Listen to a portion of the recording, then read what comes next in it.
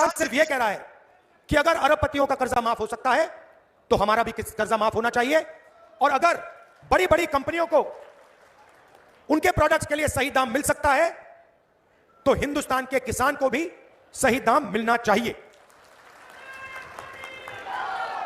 तो हमने निर्णय लिया है कि जैसे ही हमारी सरकार आएगी हिंदुस्तान के किसान का कर्जा माफ होगा और कानूनी एमएसपी, कानूनी मिनिमम सपोर्ट प्राइस हिंदुस्तान के किसानों को कांग्रेस पार्टी की सरकार, इंडिया गठबंधन की सरकार देने जा रही है।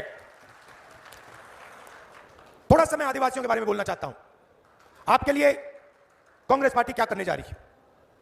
सबसे पहले जो भी आपकी जमीन की क्लेम्स हैं, फॉरेस्ट राइट एक्ट के मुताबिक जो भी जमीन पर आपका हक बनता है, उन सब क्लेम्स को हम 1 साल के अंदर सेटल करवा देंगे। मैंने पहले कॉन्ट्रैक्ट लेबर की बात की। जब भी गरीब लोगों की के रोजगार की बात होती है, चाहे वो आदिवासी हो, दलित हो, पिछड़े हो, जनरल कास्ट के गरीब लोग हो, तो उनको कॉन्ट्रैक्ट बेसिस पे रखा जाता है, उनको परमानेंट नहीं किया जाता। किसी प्राइवेट कंपनी में कोई मैनेजर रखा जाता है तो उसे परमानेंट जॉब दी जाती है, आईएएस अफसर को परमानेंट जॉब दी जाती है, मगर गरीब लोगों को कॉन्ट्रैक्ट बेसिस पे जॉब दी जाती है, ठेकेदारी से जॉब दी जाती है, और जब भी उसको हटाने की जरूरत होती है 1 मिनट में बिना कोई कॉम्पनसेशन उसको उठा के बाहर फेंक देते हैं। यह जो ठेकेदारी प्रथा है, इसको कांग्रेस पार्टी की सरकार खत्म करने जा रही है।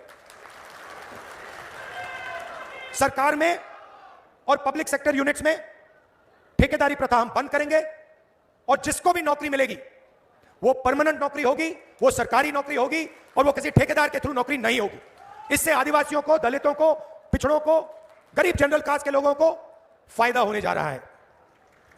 एससी, एसटी और ओबीसी की जो स्कॉलरशिप्स हैं उनको हम दुगना करने जा रहे हैं।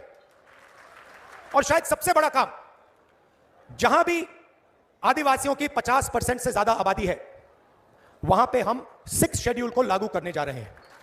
अब बीजेपी के लोग गलत बात फैला रहे हैं, कह रहे हैं कि 6 शेड्यूल के माध्यम से बाकी लोगों को नुकसान होगा। यह बिल्कुल गलत है।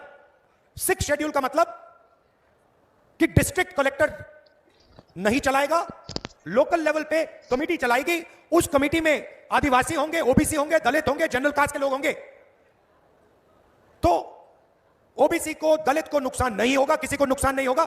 सिर्फ यह बात होगी कि आपका जो लोकल एरिया है आप लोग उसको लोकली चलाओगे, पंचायत के लेवल से चलाओगे, वार्ड के लेवल से चलाओगे, और ऊपर से दिल्ली से या डिस्ट्रिक्ट कलेक्टर के ऑफिस से वो नहीं चलाया जाएगा। यह फर्क है। और इससे सिर्फ आदिवासियों को नहीं फायदा होगा, हर वर्ग को फायदा होगा।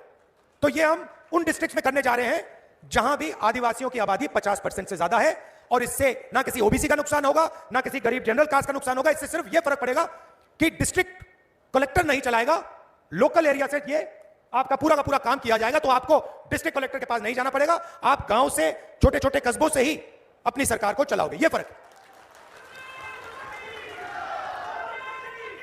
भाई और बहनों, आपने देखा होगा, मैंने शुरुआत में आदिवासी और वनवासी की बात की। आपने देखा होगा बीजेपी ने एक वीडियो वायरल किया, उसमें उनका एक कार्यकर्ता एक आदिवासी युवा पर, हिंदुस्तान के भविष्य पर पेशाब कर रहा था। आपने देखा होगा, देखा? पूरे हिंदुस्तान में उन्होंने यह वीडियो फैलाया। पहले पेशाब करते हैं और फिर पूरे हिंदुस्तान में बीजेपी के लोगों ने इस वीडियो को फैलाया, आपका अपमान किया। यह फर्क है आप में, हम में और उनमें। हम आपको अपना हक देने की बात करते हैं, आपके युवाओं को स्कूल, कॉलेज, यूनिवर्सिटी में डालने की बात करते हैं, आपको सरकारों में शामिल करने की बात करते हैं, और उनके कार्यकर्ता आपके बच्चों पर पेशाब करते हैं। तो यही फर्क है। अब आखिरी बात, सबसे बड़ी बात, देश में 8% आदिवासी हैं, 8% आदिवासी हैं, 50% तकरीबन पिछड़े वर्ग के लोग हैं, 15% दलित हैं। आप हिंदुस्तान की सबसे बड़ी कंपनियों की लिस्ट निकालो, 200 सबसे बड़ी कंपनियों की लिस्ट निकालो, उनके मालिकों के नाम की लिस्ट निकालो। इन कंपनियों में आपको एक आदिवासी नहीं मिलेगा, एक दलित नहीं मिलेगा, एक पिछड़ा नहीं मिलेगा। ये हमारे मीडिया के कैमरा लिए लोग खड़े हैं, इनके मालिकों में आपको एक आदिवासी नहीं मिलेगा, एक दलित नहीं मिलेगा, एक पिछड़ा नहीं मिलेगा, एक गरीब नहीं मिलेगा। इसीलिए ये आपकी बात नहीं करते, इसीलिए कभी भी ये किसानों की बात नहीं करेंगे, मजदूरों की बात नहीं करेंगे, कॉन्ट्रैक्ट लेबर की बात नहीं करेंगे। 16 लाख करोड़ रुपए जो नरेंद्र मोदी ने माफ किया वो कभी नहीं करेंगे, क्योंकि आपका औजार है ही नहीं। ये अरबपतियों का औजार है, ये अदानी का औजार है, ये आपका नहीं।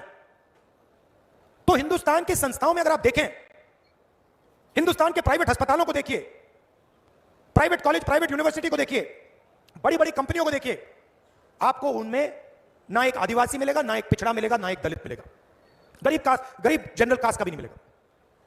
हिंदुस्तान की सरकार 90 लोग चलाते हैं, आईएएस अफसर हैं, दिल्ली में बैठते हैं, पूरा बजट वो बांटते हैं।